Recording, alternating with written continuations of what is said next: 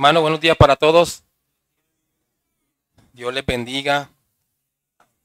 Que sea en esta mañana, como es la petición que siempre hacemos del Espíritu Santo, glorificándose en nuestras vidas y llevándonos a cada uno a que esta palabra sea escuchada, atendida y puesta en práctica en nuestras vidas. En estos momentos nosotros estamos estudiando Primera de Timoteo y que junto con Segunda de Timoteo y Tito son llamadas epístolas pastorales.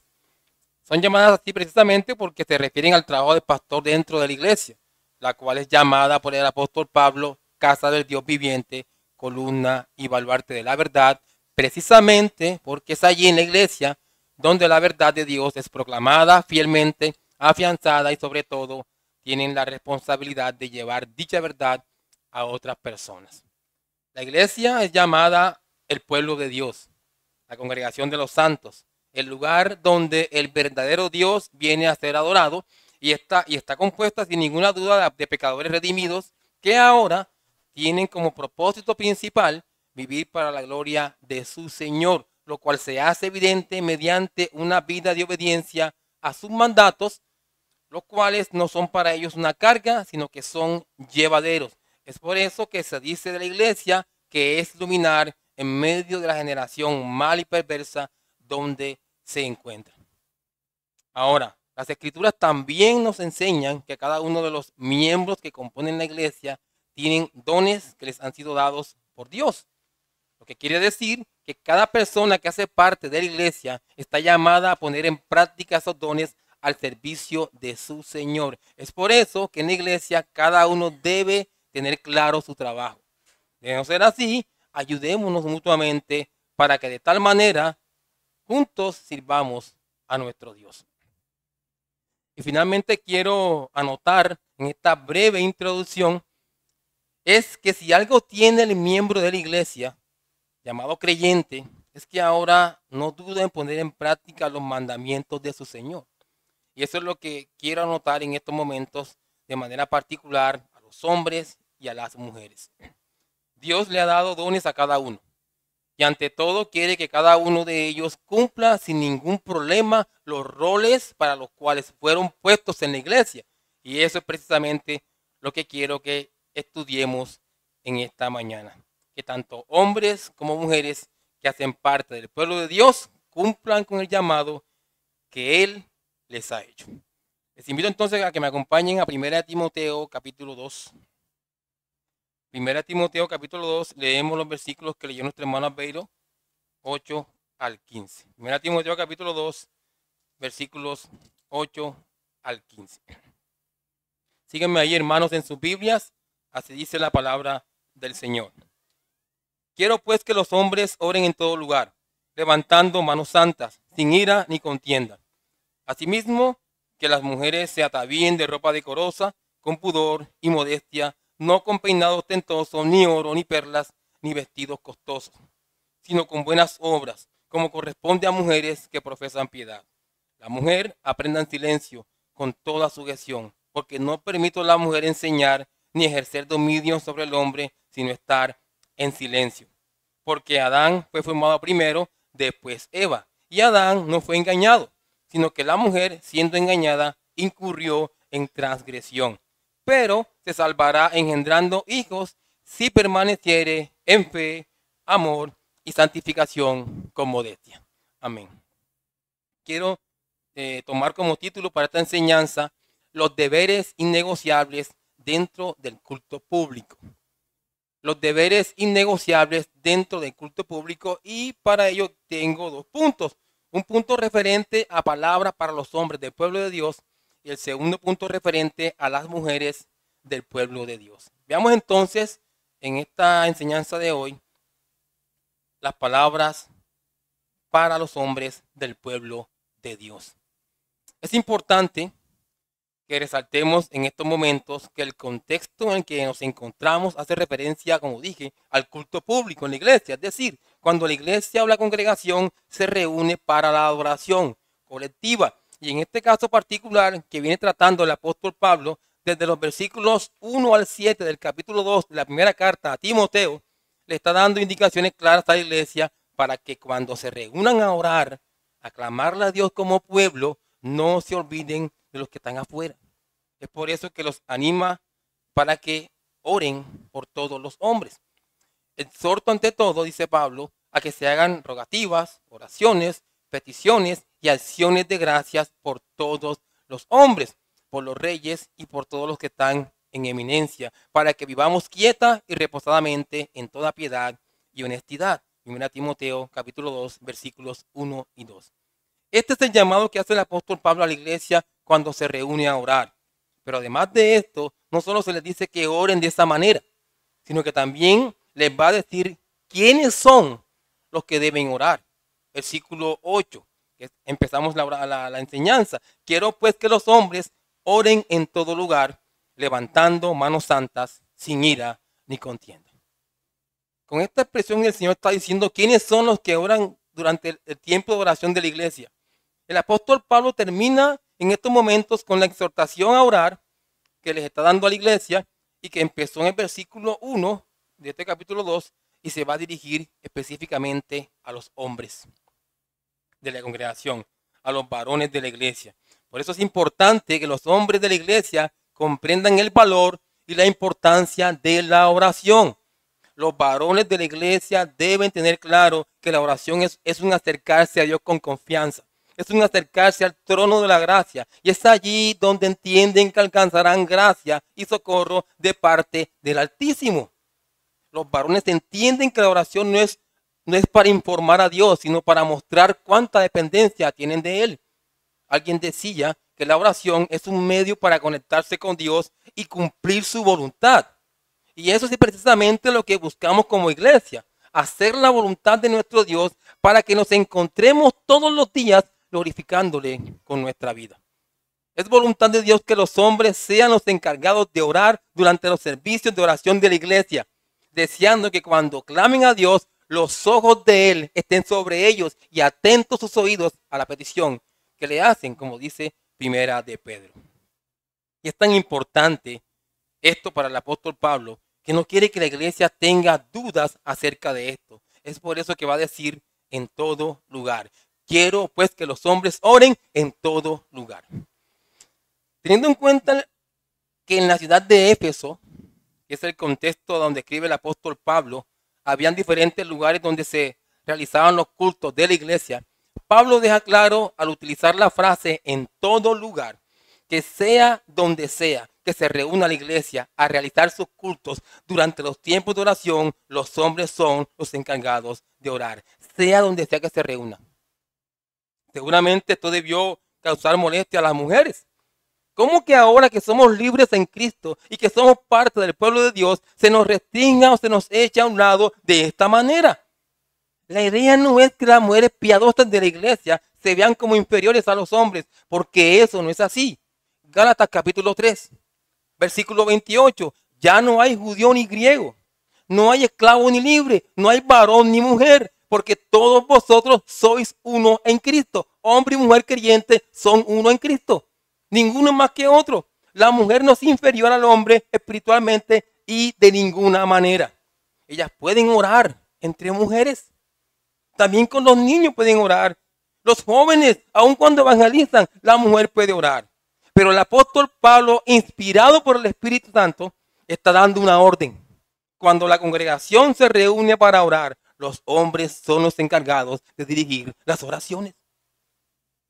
Y tal es la importancia del hombre cuando ora en este contexto de la iglesia, que lo debe hacer levantando manos santas sin ira ni contienda. Y en esto se debe insistir y hacer mucho énfasis, y quiero que los hombres de la iglesia tengan presente el significado de estas palabras para que las tomen para sus vidas y las apliquen hasta el fin del mundo. Ahora, muchas son las posturas que los creyentes pueden utilizar a la hora de orar. La pueden hacer de pie, con las manos extendidas y levantadas al cielo, con la cabeza inclinada, los ojos levantados al cielo, con los ojos cerrados y las manos juntas, de rodillas, postrado con el rostro a tierra, de pie lejos y golpeándose el pecho. Todas estas posturas que encontramos en las Escrituras tienen la intención de mostrar reverencia, dependencia, humillación y adoración delante de Dios. Sin embargo, el apóstol Pablo aquí no está hablando de una postura particular para orar, sino que al decir él, levantando manos santas, se está refiriendo a la actitud interna del corazón. Se trata de presentarse delante de Dios con un corazón sincero. No hay amor por el pecado, no hay amor por la maldad, no hay pecados ocultos que los tienen anclados a ellos. Si los creyentes entienden que ellos son santos precisamente porque han sido apartados por Dios y viven apartados del pecado, entonces cuando claman a Él, a Dios, en medio de su pueblo, lo deben hacer a la luz de estar viviendo sus vidas en santidad. De allí que al decir que la palabra manos se refiere a las actividades de la vida diaria, manos santas implica una vida santa. Salmos capítulo 66. Salmo 66, versículo 18. Si en mi corazón hubiese yo mirado a la iniquidad, el Señor no me habría escuchado. Entonces, el requisito previo para una oración eficaz es ser santo. Y esto es así durante la oración, y si esto es así durante la oración que hace el creyente por los hombres, esto quiere decir que en ese creyente que ora no debe estar albergando enojo y tampoco pensando mal en su corazón acerca del hermano. Es decir, al orar no debe tener ni ira ni contienda con ningún hermano. La palabra ira se refiere a estar enojado, indignado contra el hermano, sea cual sea el motivo para lo cual somos maestros nosotros. Una persona que se mantenga en esta condición es un sin misericordia. Y cuando ora, esta oración está cargada de hipocresía y será una oración inaceptable para Dios. Dice Santiago capítulo 1, versículo 20, porque la ira del hombre no obra la justicia de Dios. No se apresuren para enojarse porque esto es injusto y estorba la oración, hombres. La otra palabra que usa el apóstol Pablo es contienda y significa tener malas intenciones. Y la idea de esta expresión es que la persona tiene un diálogo interior consigo mismo y ha determinado que esa y aquella persona no me agrada. ¿Qué tal? Hermanos, esto no es correcto. Es perverso. Va en contra del amor al prójimo y además estorba la oración. Es por eso que esta conducta deben desecharla de sus vidas. Así que hermanos, tengan presente que aquellos hombres que son escogidos para orar en la iglesia por la extensión del reino, porque la palabra alcance a los perdidos, eso lo hacemos aquí en la iglesia. Escogemos a hermanos para que ellos oren por la extensión del reino, porque los gobernantes sean salvos y vengan al conocimiento de la verdad. Los hombres encargados de estas peticiones deben ser de corazón puro y amoroso. Deben ser santos, no niños inmaduros cargados de pecado. Hasta aquí entonces nuestro primer punto. Veamos en segundo lugar, palabra para las mujeres del pueblo de Dios. El apóstol Pablo va a seguir dando instrucciones referentes a la conducta en el culto público. Así como los hombres se deben disponer correctamente en su corazón y desechar toda malicia de ellos de tal forma que sean capaces de levantar manos santas durante la oración. De igual forma las mujeres deben disponerse correctamente en su corazón de tal forma que durante su asistencia al culto público de la iglesia guarden una correcta apariencia, actitud, intención y den un buen testimonio. Dice el apóstol Pablo, asimismo que las mujeres se atavíen de ropa decorosa, con pudor y modestia, no con peinados ostentosos, ni oro, ni perlas, ni vestidos costosos, sino con buenas obras, como corresponde a mujeres que profesan piedad. El apóstol Pablo en estos momentos quiere que las mujeres de la iglesia entiendan y apliquen en sus vidas el que no deben desprestigiar su profesión de fe con su manera de vestir. Por eso dice que se deben ataviar de ropa decorosa. La palabra ataviar significa arreglar, poner en orden, alistar. Las mujeres que vienen a la adoración pública se preparan antes de venir, se disponen interiormente y eso lo hace evidente exteriormente mediante el uso de ropa decorosa.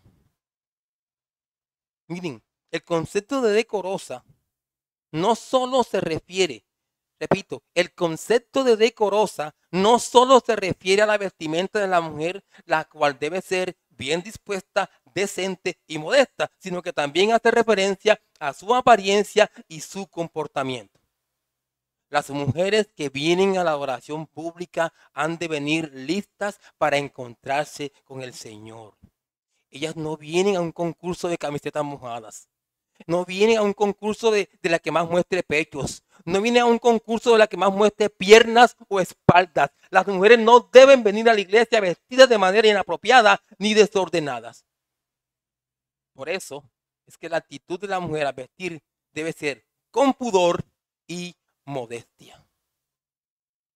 Esta palabra pudor da la idea de vergüenza.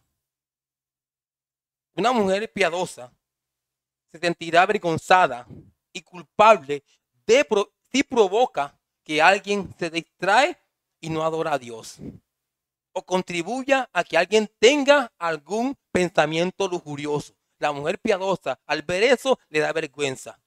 Una mujer que se distinga por esa actitud vestirá de forma tal que no sea fuente de ninguna tentación. La palabra pudor también da la idea de rechazar todo lo que deshonre al Señor. Una mujer piadosa aborrece el pecado, tanto que evitará cualquier cosa que pueda engendrar pecado en otro. Mateo capítulo 18. Mateo capítulo 18, versículos 6 y 7. Y cualquiera que haga tropezar a alguno de estos pequeños que creen en mí, mejor le fuera que se le colgase al cuello una piedra de molino de asno y que se lo hundiese en lo profundo del mar. Ay del mundo por los tropiezos, porque es necesario que vengan los tropiezos, pero ay de aquel hombre por quien viene el tropiezo. ¿Entienden, mujeres, eso? Hay un ay para ti si eres tropiezo para los hombres. El Señor es claro. Aquellos que hacen que otros tropiecen tendrán serios problemas con Él. Ahora, la palabra modestia hace referencia al dominio propio. Sobre todo, sobre las pasiones sexuales. Las mujeres que deben ejercer control para no enardecer, entender sus pasiones sexuales ni la de ninguna otra persona. Es importante entonces que la mujer tenga en cuenta la vestimenta adecuada antes de venir a adorar. Como alguien diría, hay un lugar para ropas hermosas que reflejan la humilde gracia de una mujer, como se prueba en Proverbios 31, versículo 22, contexto de mujer virtuosa, de lino fino y púrpura es su vestido. Así que los adornos exteriores apropiados reflejan un corazón correctamente adornado. ¿Le escuchan, hermanas? Otra cosa que debe tener muy en cuenta la mujer piadosa a la hora de venir a la presencia de Dios es no vestir con peinado ostentoso, ni oro, ni perlas, ni vestidos costosos. Aquí debemos aclarar. El apóstol Pablo no está prohibiendo que las mujeres se peinen mediante diferentes estilos de peinado. Eso no lo prohíbe el apóstol Pablo. Hay mujeres que se ven bien elegantes y bonitas cuando se peinan de diferentes formas. Él tampoco está prohibiendo que usen joyas de oro y plata. Lo pueden hacer, hermanas. Ni tampoco está prohibiendo que se vistan elegantes. Al contrario, queremos mujeres elegantes en la iglesia, bien vestidas. Las mujeres de esta cultura a menudo tejían oro, perlas y otras joyas en sus peinados. ¿Para qué? Para llamar la atención de los demás. Y además, para presumir su belleza y también su riqueza. Ese sí es un problema. También había mujeres que usaban joyas como un medio de ostentar sus riquezas o llamar la atención hacia ellas de una manera incorrecta. Iban para que las vieran los demás. Lo mismo pasaba con los vestidos costosos. los cuales llegaban a valer mucho dinero. Mientras que el vestido de una mujer común costaba 500 denarios, que era una de las monedas de la época, el vestido de una mujer rica llegaba a costar hasta 7,000 denarios. Eran vestidos muy costosos, muy llamativos, de tal forma que si una mujer rica entra en un culto de adoración usando su vestido caro, va a llamar la atención hacia ella y además podría generar sentimientos de envidia en aquellas mujeres que a duras penas se pueden vestir. Así que eso es lo que quiere evitar el apóstol Pablo. Estas situaciones que acabo de mencionar causan daño a la iglesia. Es por eso que era la preocupación que tenía el apóstol Pablo y que por eso prohibía a las mujeres de la iglesia para que no sucediera y de esta forma no se afectara la adoración. Así que las mujeres del pueblo de Dios, lo primero que deben tener en su mente y corazón a la hora de venir a adorar es la gloria de su Señor. Y por eso la vestimenta ideal, por excelencia que plantea el apóstol Pablo, son las buenas obras que corresponden a mujeres que profesan piedad. Más allá, hermanas, de la buena apariencia que tengas y del buen testimonio que den, cuando vienen bien arregladas a la iglesia a adorar y a glorificar al Señor, más allá de eso está el adorno principal que embellece todo su carácter santo y son las buenas obras. Las buenas obras parten inicialmente de un corazón regenerado, transformado, sensible a la palabra de Dios y se refieren a las obras que son genuinamente buenas, no en apariencias. ¿Y por qué digo genuinamente buenas? Porque ellas no buscan agradar a hombre alguno, sino que se hacen conforme a la voluntad de Dios, agradan a Dios y le glorifican. Recuerden, hermanas, e incluso también los varones de la iglesia, que las buenas obras son el gran objetivo de la vida cristiana. Son el fin para el cual hemos nacido de nuevo. Esto es lo que nos dice el apóstol Pablo en Efesios capítulo 2, versículo 10. Porque somos hechura suya, creados en Cristo Jesús para buenas obras, las cuales Dios preparó de antemano para que anduviésemos en ellas. Para buenas obras, hermanas. Así que recuerden, hermanas santas, ser cristiana no solo se trata de hablar bien o de vestir bien, sino que se trata principalmente de hacer el bien en medio de este mundo en el que te encuentras. Ahora, las buenas obras que caracterizan a las mujeres de la iglesia dan la evidencia de que la piedad que profesan es genuina, es verdadera. Resplandecen estas hermanas por sus buenas obras. Ellas han hecho un anuncio público. Han proclamado un mensaje en voz alta. Han profesado amor a Jesucristo. Las mujeres de la iglesia se han comprometido públicamente a seguir la piedad. Es decir, a seguir una vida en la que constantemente el Señor es reverenciado. Primera de Pedro, capítulo 3. Versículos 3 y 4. Esta porción de esta carta de Pedro nos recuerda la misma idea que de todo lo que hemos dicho en esta sección. Vuestro atavío no sea el externo de peinados ostentosos, de adornos de oro o de vestidos lujosos, sino el interno, en el corazón, en el incorruptible ornato de un espíritu afable y apacible que es de grande estima delante de Dios. Definitivamente las mujeres de la iglesia deben mostrar a través de su conducta fe. Hay otro elemento que el apóstol Pablo quiere resaltar acerca de las mujeres en el culto público. En este caso va a hacer referencia a la función de la mujer dentro del mismo. Versículo 11 de 1 Timoteo capítulo 2. La mujer aprenda en silencio con toda sujeción. Recordemos, hermanos, que esto que plantea el apóstol Pablo en estos momentos no es opcional.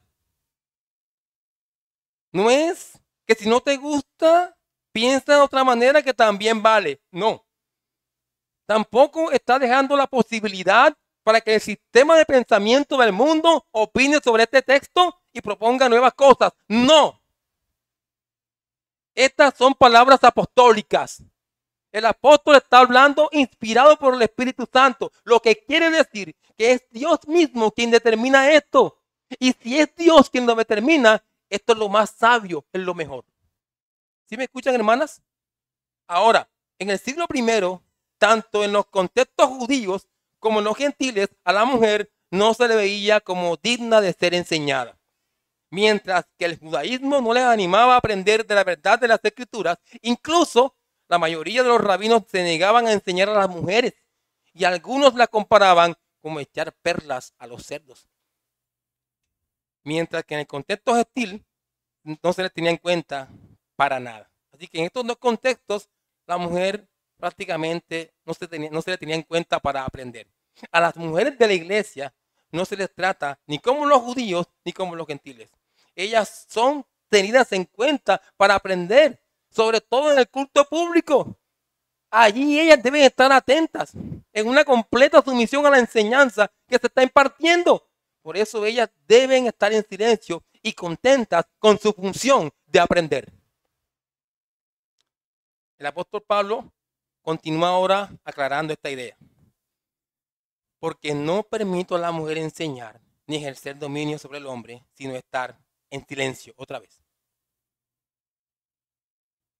Era necesario que el apóstol hiciera esta aclaración, tanto para el contexto como para las generaciones futuras que llegan hasta nuestros días.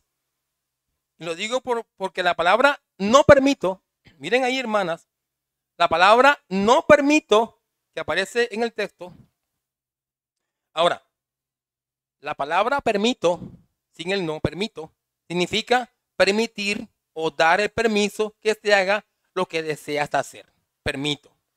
No permito significa que no doy permiso o no te permito que ustedes hagan lo que quieren hacer. Lo que significa que en el contexto de la iglesia de Éfeso había mujeres que querían predicar en el culto público de la iglesia y de esta manera tener autoridad sobre toda la congregación. Ellas querían, era su deseo. Pablo dice, no permito eso. Tal y cual como vemos en muchas iglesias de hoy. Sin embargo, el apóstol Pablo, como ministro de Cristo y en su nombre, no permite esto. ¿Y saben por qué, hermanas? Él no permite eso porque la ley de Dios no lo permite. 1 Corintios capítulo 14.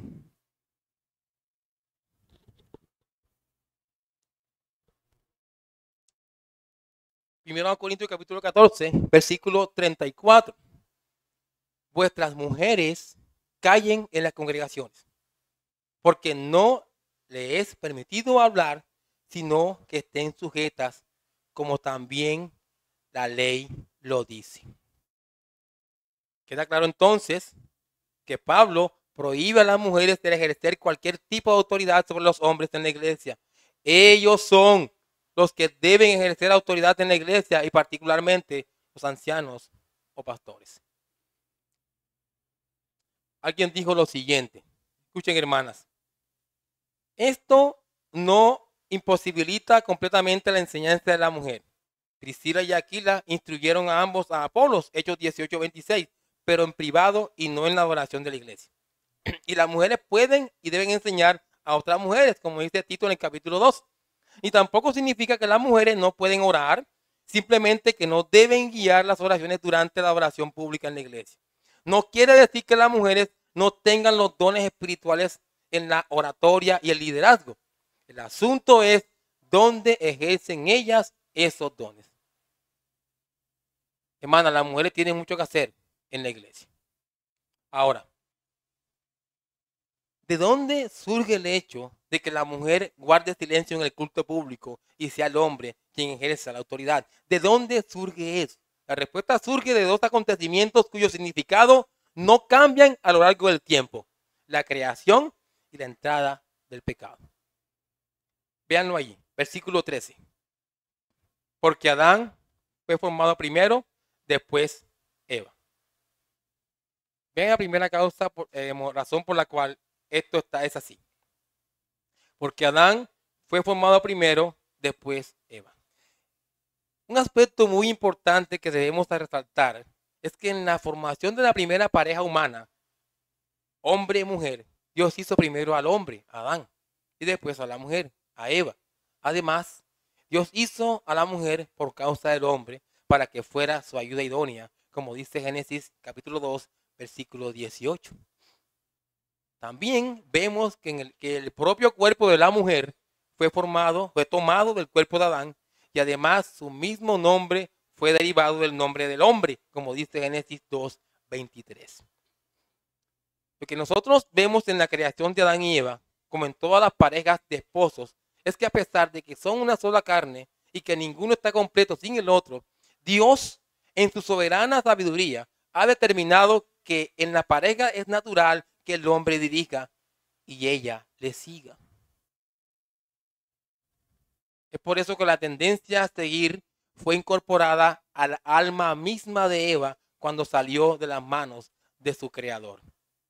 En el culto público no es correcto invertir este orden. No es correcto. Invertirlo es ir en contra de la naturaleza con que fueron creados el hombre y la mujer. Ahora, el otro aspecto por el cual Dios determina la función de la mujer dentro del culto público es, versículo 14, y Adán no fue engañado, sino que la mujer, siendo engañada, incurrió en transgresión. En Génesis capítulo 3, versículos 1 al 7, se nos narra la historia de lo que sucedió cuando Eva tomó la función de liderazgo. Su caída ocurre cuando ella ignora su posición divinamente ordenada. Ella no era líder. Ella debía estar sujeta al líder. Pero cuando ella ignora eso, viene la caída. Ella estaba siguiendo a Adán. Estaba bajo su liderazgo, bajo su protección. Pero cuando decidió salir de eso, se hizo extremadamente vulnerable y cayó. Atendió a los consejos del diablo antes que el hombre. Ella pecó antes que él. Ella fue adelante en el camino del pecado. Y obviamente, cuando Adán viola su función de liderazgo y sigue a Eva, noten, hermanos, que la perversión del orden divino fue completa. Entonces, la caída ocurre primeramente porque algo tan terrible como fue la desobediencia a los mandatos de Dios ocurre, pero también ocurre por la violación de las funciones que Dios había señalado para cada uno de los sexos en el jardín del Edén. ¿Ven, hermanos? Aquí no es cuestión de que el hombre es más que la mujer, es cuestión del orden divino. Ahora, aunque Adán no fue engañado por Satanás como lo fue Eva, él como cabeza de su mujer lleva la responsabilidad final. Es por eso que en Romanos capítulo 5 y en 1 Corintios 15 nos muestran cómo el Nuevo Testamento relaciona la caída del pecado con el pecado de Adán, no con el de Eva. ¿Sí ven?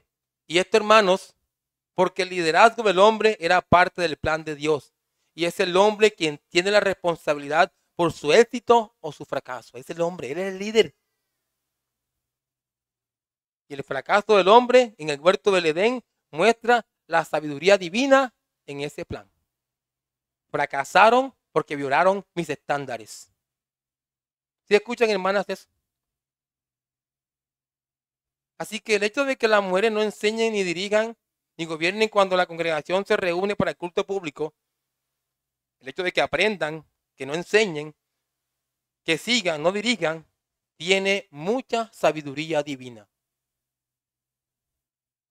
Ahora, sin duda alguna, las mujeres quedan con un peso luego de que la mujer fue la que precipitó la caída de la humanidad al pecado. Hay un peso para la mujer por esto. Eso lo deja claro el apóstol Pablo al mostrar la solución a esta situación de las mujeres. Versículo 15.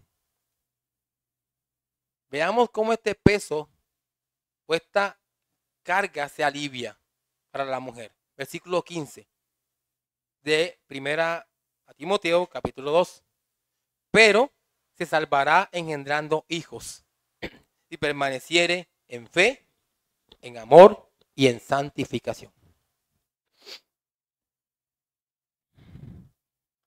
Lo primero que quiero resaltar en estos momentos es que el apóstol Pablo en este pasaje no está diciendo que si una mujer da a luz a hijos se salvará por eso. No, Pablo no dice eso. Pensar así no es bíblico. Pensar así va en contra de las enseñanzas del Nuevo Testamento que nos afirman que la salvación es por gracia, por la sola fe en Jesucristo. El otro aspecto que quiero que noten es el hecho de que en este pasaje se muestra el esquema de una mujer cristiana teniendo hijos. Sí, notan el pasaje. Es el esquema de una mujer cristiana teniendo hijos, los cuales instruirá por el buen camino de la fe. Ahora, las mujeres quedaron con un estigma, una marca o señal de haber conducido a la raza humana al pecado, pero ellas pueden revertir esa situación. Es decir, ellas pueden librarse de ese señalamiento con el que carga teniendo hijos piadosos. ¿En qué sentido? En el sentido de que ellas como mujeres de fe tienen la gran responsabilidad de educar hijos para la gloria de Dios.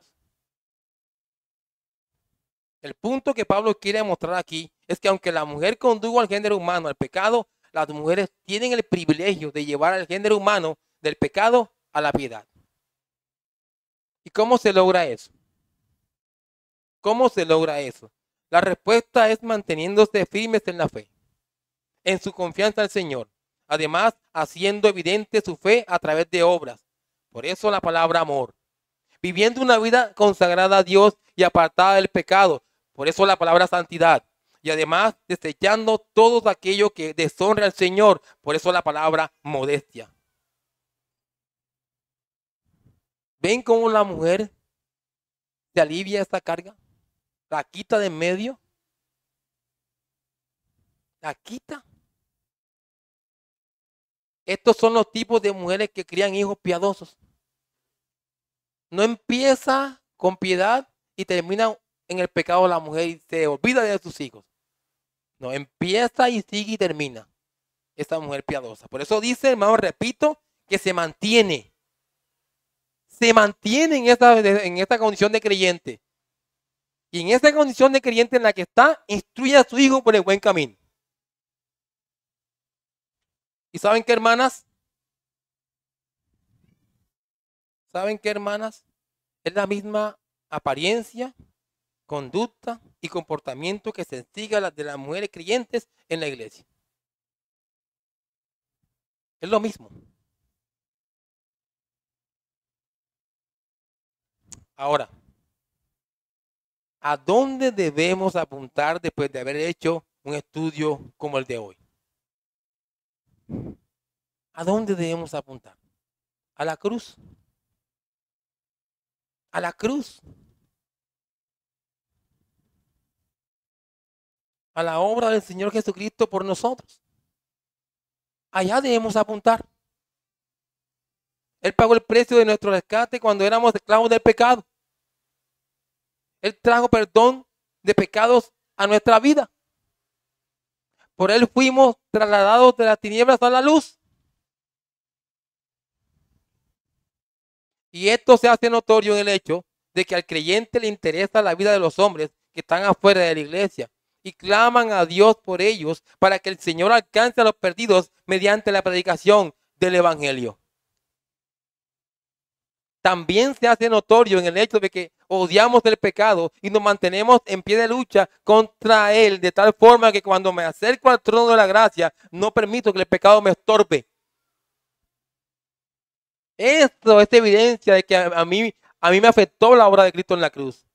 Gracias al Señor Jesús tenemos hombres y mujeres santas en la iglesia que dan testimonio de esta realidad a través de una vida justa, de amor, de comunión y de servicio. Gracias a Cristo.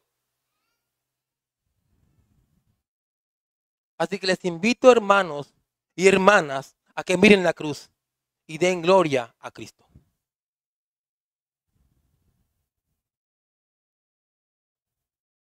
Vamos a terminar aplicando esta palabra a los hombres y mujeres y a hacer una invitación a aquellos que no conocen al Señor. Muy brevemente lo voy a hacer. La primera aplicación que quiero hacer en estos momentos va para los hombres. Lo primero que les quiero decir a ustedes, hombres de la iglesia, es que no sean fríos ni indiferentes a los demás hombres. Porque eso parece que hacen. No sean fríos ni indiferentes a los demás hombres. No tengan en poco las oraciones por los perdidos como si fuera poca cosa. ¿Eso qué haces? Eso es pecado, hermano. Cuando tú vienes aquí a la iglesia a los días de oración y te colocan a orar, no tengas en poco eso, creyente. Cuando te corresponde orar por la extensión del reino, o por tu país, o por tu ciudad, o por tu familia, sabes muy bien que debes hacerlo levantando manos santas. Y además desechando todo mal sentimiento contra tu hermano. ¿Cuántos hay de ustedes que tienen mal contra otro aquí? ¿Cuántos hay? Te pregunto, hombre de la iglesia, ¿odias a algún hermano? ¿Lo odias? ¿Te cae mal? ¿Algún hermano porque te hizo algo según tú en algún momento? ¿O ese hermano tiene una manera particular de ser que no me gusta? Me cae mal. ¿Sí? ¿Piensas así? ¿Miras mal a tu hermano porque no te agrada? ¿Piensas mal en tu corazón acerca de un hermano de la iglesia? Te voy a decir qué es eso. Es una niñería. Es inmadurez. Es pecado. Eso, si lo tienes, debes mortificarlo de tu vida santa. Para que de esta manera cuando ores en la iglesia, tus oraciones no sean estorbadas. Anhela eso. Anhela que tus oraciones no sean estorbadas. Sino que cuando clames al Señor, Él te escuche con agrado, hermano. Que siempre que te corresponda orar en la iglesia, lo hagas levantando manos santas.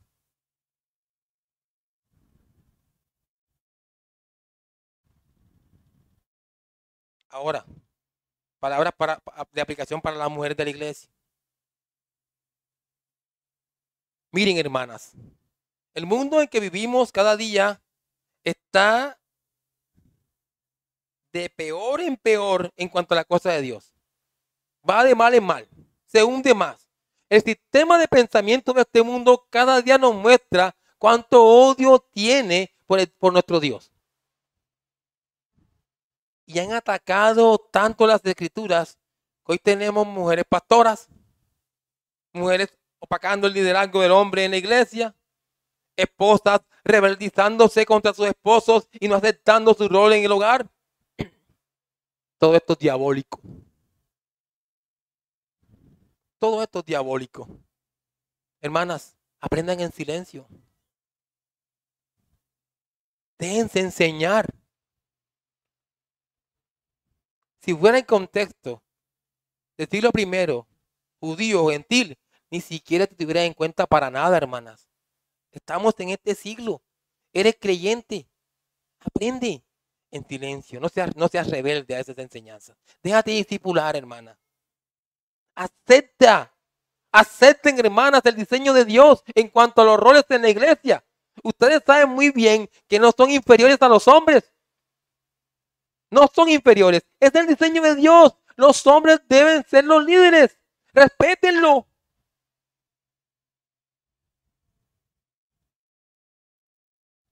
Otra cosa que les quiero decir, hermanas, es que se vistan bien.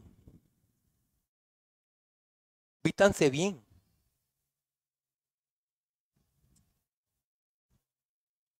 Quiero que les dé vergüenza si visten minifaldas ajustadas, mostrando tanto su cuerpo como sus piernas. Quiero que les dé vergüenza eso. Quiero que les dé vergüenza si visten y muestran sus pechos. Quiero que les dé vergüenza eso. Quiero que les dé vergüenza, se visten y metan su espalda con sensualidad. Quiero que les dé vergüenza eso. Quiero que les dé vergüenza ser objeto de miradas lujuriosas, siendo así tropiezos para otros. Quiero que les dé vergüenza eso, hermanas. Hermanas, por nada deshonren a Dios con su vestimenta. Vistan como cuales mujeres virtuosas son. Vistan como cuales mujeres virtuosas son. Hermanas santas, si tú eres madre, porque lo que se espera de una mujer creyente casada es que desee tener hijos. Yo espero que ninguna mujer aquí casada no desee tener hijos, porque eso también va en contra de la naturaleza, es perverso, es diabólico, es animal. Que nunca pase eso aquí. Hermanas santas, si tú eres madre, tienes la más hermosa de las tareas de este mundo. Y no lo digo por decirlo. Si tú eres madre, tienes la más hermosa de las tareas de este mundo, lo que constituye un enorme privilegio, criar hijos piadosos. Esto te hace brillar tanto porque es una evidencia de que andas por el camino.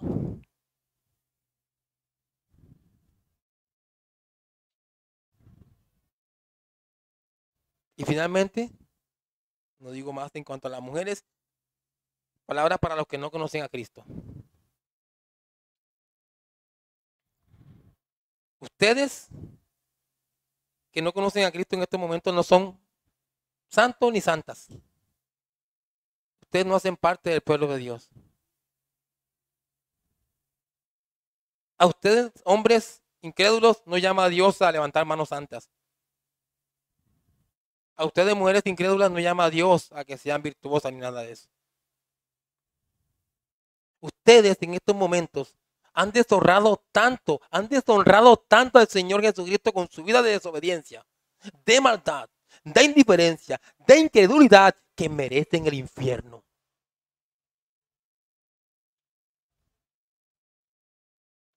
Pero no es mi intención desear esto para ti. Lo que yo quiero hacer es presentarte a Jesucristo. Hoy pongo delante de ti al Salvador, aquel que siendo Dios se hizo hombre y como hombre sufrió y murió en una cruz por el perdón de los pecados de su pueblo. Pecador, pecadora, quiero que entiendas que el pecado es terrible. El pecado, pecador, quiero que entiendas que el pecado es tan terrible que mató al autor de la vida. Pecador, deja de jugar con el pecado. Aléjate del pecado, arrepiéntete de ellos y cree en el Señor Jesucristo. Tú necesitas esto. ¿Sabes para qué? Para que de una vez por todas, arrepentido y creyendo en Él, le des con tu vida la honra que Él se merece. Vamos a orar.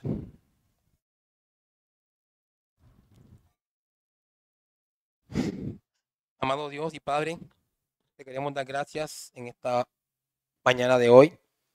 Gracias por sumergirnos en este tiempo que nos has regalado en este día del Señor.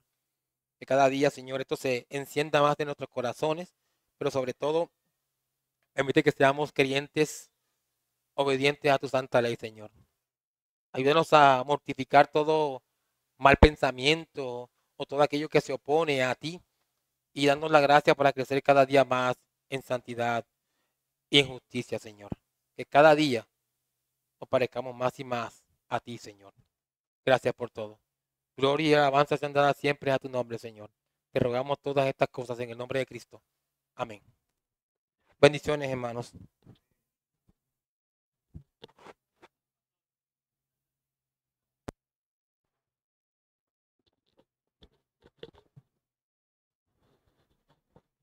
Gracias, hermano.